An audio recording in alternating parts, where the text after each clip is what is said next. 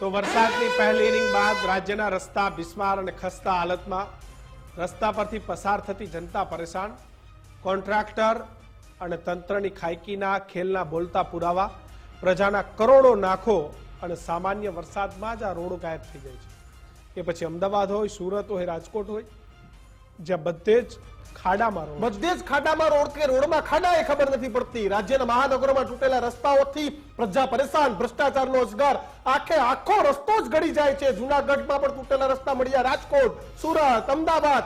તમે ક્યાં રસ્તામાં ખાડો છે કે ખાડામાં રસ્તા છે નથી ખબર. કિશન, તમે રાજકોટ થી અમદાવાદ હાઈવે પર જાઓ તો હાઈવે તૂટી ગયા છે. આજે ઉમરગામના આપણા રિપોર્ટરે એક રિપોર્ટ આપ્યું હતી, જોતો તો નવસારીના ઉમરગામમાં પણ આ પ્રકારની સ્થિતિ. તો ક્યાં રસ્તા સારા છે, ક્યાં રસ્તામાં ખાડો છે, ખાડામાં રસ્તો છે તે નથી ખબર. આપણા હાટકેશ્વર બ્રિજની વાત કરતા હતા, આવી અનેક વાર શુક્લા સાહેબ વાત થાય, પણ કોન્ટ્રાક્ટર પર કેમ ચાર હાથ રાખવામાં આવે? મારો પહેલો સવાલ એ કે હાટકેશ્વર બ્રિજ આ એએમસી જ કહ્યું છે અને એને ભાજપ સરકારને મેયર જ કહ્યું છે. પાછી સ્કીમ કેટલી જોરદાર કે એને તમે અમદાવાદ કોર્પોરેશને બ્લેક લિસ્ટમાં મૂક્યા હોય તો રાજકોટમાં કોન્ટ્રાક્ટ લઈને બેઠા હોય, રાજકોટમાં બ્લેક લિસ્ટ કર્યા હોય, પાલનપુરમાં કોન્ટ્રાક્ટ લઈને બેઠા હોય, કચ્છમાં કોન્ટ્રાક્ટ, ગુજરાતમાંથી ભ્રષ્ટાચાર. કેમ આપણે કંપનીઓને રાજ્યવ્યાપી બેન્ડ નથી કરતા કે ગુજરાતમાં એક પણ જગ્યાએ કોઈ પણ સરકારી કોન્ટ્રાક્ટ નહીં મળે? કેમ આવો કાયદો નહીં? કોન્ટ્રાક્ટરની જ્યાં જ્યાં આવી ગેરરીતિ પકડાઈ છે ત્યાં આપે કીધું પ્રમાણે બ્લેકલિસ્ટ થયા જ છે. અમદાવાદ હોય, રાજકોટ હોય કે પાલનપુર હોય કે હિંમતનગર હોય, દરેક જગ્યા ઉપર સરકારના ધ્યાનમાં આવ્યું છે. તો આવા કોન્ટ્રાક્ટરોને ધડક બ્લેકલિસ્ટ કરવામાં આવ્યા છે અને ફરીવાર કામ પણ નથી આપવામાં આવ્યું.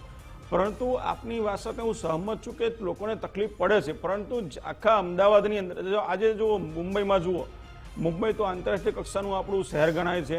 એમાં તો બહુ સરસ બધી વ્યવસ્થા હોય, અમદાવાદ કરતાં પણ સારી હોય એવું આપણે બધા માની શકીએ છીએ. પરંતુ ત્યાં પણ જે હાલત સર્જાઈ છેલ્લા 2 દિવસની અંદર એ તમે લોકોએ પણ ટીવીમાં બતાવી જ છે. સાહેબને 22 ઇંચ વરસાદ પડે છે. હું તમને એ જ કહેવા માંગુ છું કે જે કુદરત કોપાયમાન થાય, જ્યાં 20 ઇંચ 22 ઇંચ વરસાદ પડે તો આવી હાલત થાય છે. અમદાવાદમાં પણ આવી હાલત ભૂતકાળમાં થઈ ચૂકી છે 20-22 ઇંચ વરસાદની અંદર. અત્યારે થોડા વરસાદમાં પણ હાલત આપણે તો 2 ઇંચમાં ફાફા પડી જાય છે. હું તમને એ જ કહેવા માંગુ છું, મને બોલવા દો. જે વિસ્તારોની અંદર જ્યાં ડેવલપિંગનું કામ ચાલે છે, રોડ રસ્તા બને છે અને અડધા બાકી છે બનાવવાના, ત્યાં આગળ આ પ્રકારની તકલીફ ઊભી થઈ છે. પણ કોર્પોરેશન દ્વારા સૌથી પહેલા વરસાદના પ્રી મોન્સૂન પ્લાનની અંદર ખેતપીટો પણ સાફ કરવામાં આવે છે, લાઇટના થાંભલા પણ ચેક કરવામાં આવે છે, ટ્રીમિંગ પણ કરવામાં આવે છે, બધું જ કરવામાં આવે છે, ગટરોની સફાઈ પણ કરવામાં આવે છે. તો આ બધા જ પગલાં લેવા છતાં પણ ક્યાંક વરસાદના કારણે અથવા પાણી ભરી જવાના બનાવ બને છે. એ દુઃખદાયક વસ્તુ છે. અમે લોકો એના માટે કટિબદ્ધ છીએ અને સરકારના અધિકારીઓ અને રાજકીય નેતાઓ, કોર્પોરેટર હોય, ધારાસભ્યો હોય, સંગઠનના માણસો અધમુઆ થઈ જાય છે. રસ્તાઓને ક્યાંક કોઈ કમર, પગ, હાથ, જિંદગી કોઈ બેસે જ સાહેબ. અને સાહેબ તમને કહો, કરોડો રૂપિયાના બનેલા સ્ટેટ હાઈવે તૂટી જાય છે. કરોડો રૂપિયાના બનેલા હાઈવે કેમ કરે માણસ રસ્તા પર? પાણી અને ડામરને બનતું નથી, એ સનાતન સત્ય છે. એના કારણે હવે વ્હાઇટ ટોપિંગ રોડ બનાવવામાં આવે છે, જેનું આયુષ્ય લગભગ 15 થી 20 વર્ષનું હોય છે. કોન્ટ્રાક્ટરો જોડે 5 વર્ષનું લખાણ આપે લઈએ છીએ હવે કે ભાઈ જો રોડની હાલત કોઈ પણ રીતે ખરાબ થશે તો 5 વર્ષ સુધી કોઈ પણ જાતના ખર્ચ આપ્યા સિવાય આ તારે બનાવી આપવો પડશે. તો આ પ્રકારના દરેક પ્રાવધાન કરવામાં આવ્યા છે. એટલે પૂરેપૂરું કોર્પોરેશન. 5 મિનિટ તમે ગુજરાતના નાગરિક છો એમ સમજીને જવાબ આપજો. ભાજપના નેતા તમે તમારા દિલ ઉપર હાથ રાખીને કહો, આ બધા રસ્તા જો કોન્ટ્રાક્ટર 100% કામ કરે છે.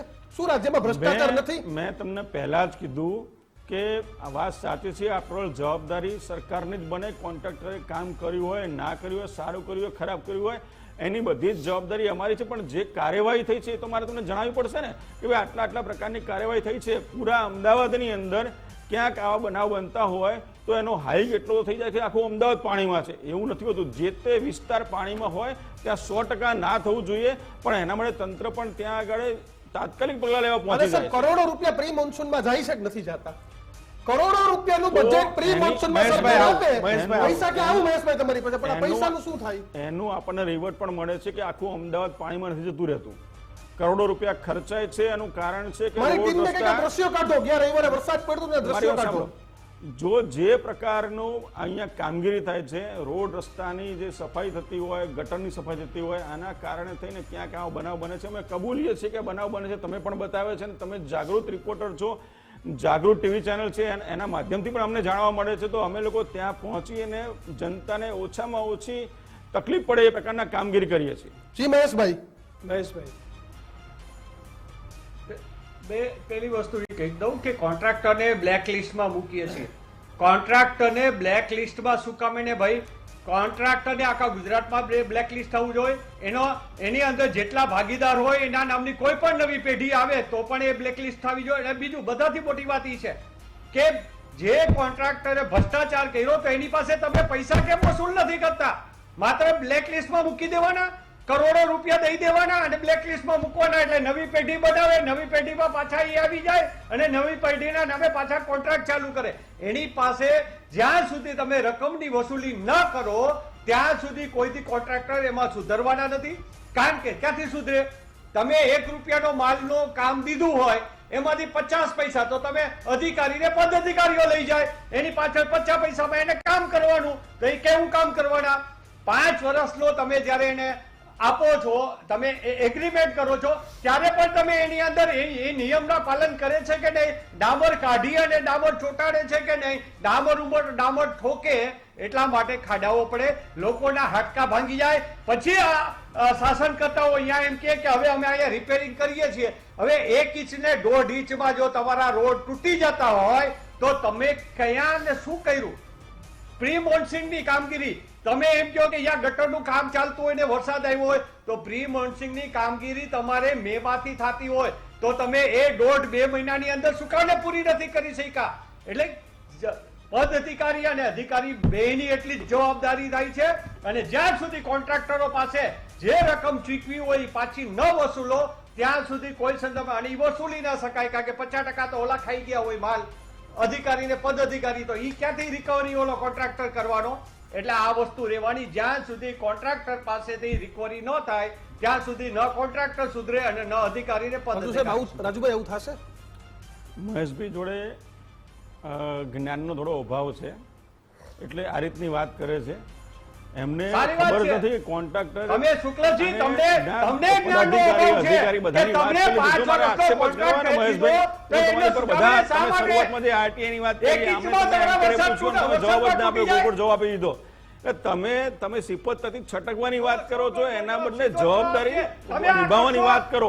અમને ગર્વ થશે. કોન્ટ્રાક્ટરોને બ્લેકલિસ્ટ તમે એની પાસે પૈસા વસૂલશો. આગલા દિવસે ગયા તમે મોટી મોટી વાતો કરી અને એન્કરે તમને પ્રશ્ન પૂછ્યો, તમે છટકી ગયા કે મેં આરટીઆઈ કરી, આમ કર્યું, તેમ કર્યું.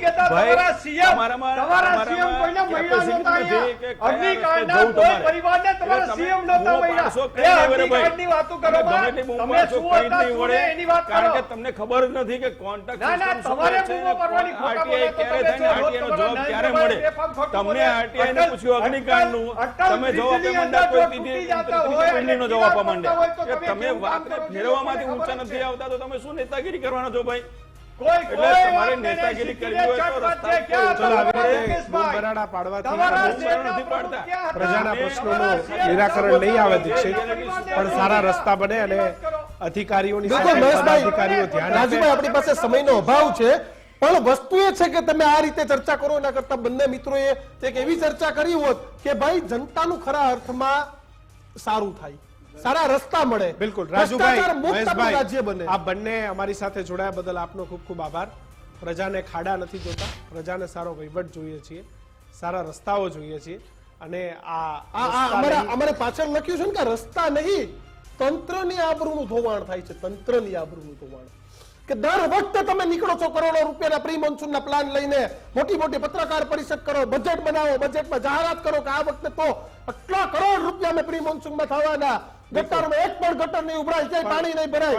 અને કિસાન આ તંત્ર કેવી શરમજનક જાહેરાત કરે ખબર કે ગટરના ઢાંકણા તમારા ખોલવા પડે. પણ આ તમામની વચ્ચે તમારો સ્વાર્થ કદાચ આ કોન્ટ્રાક્ટમાંથી 10-20 પૈસા કમાવાનો હશે, પણ અમારો સ્વાર્થ પ્રજાને સારા રસ્તા મળે એ જ છે. સમાચારોમાં હાલ આટલું જ. સમાચારો માટે જોતા રહો ગુજરાત ફર્સ્ટ. નમસ્કાર.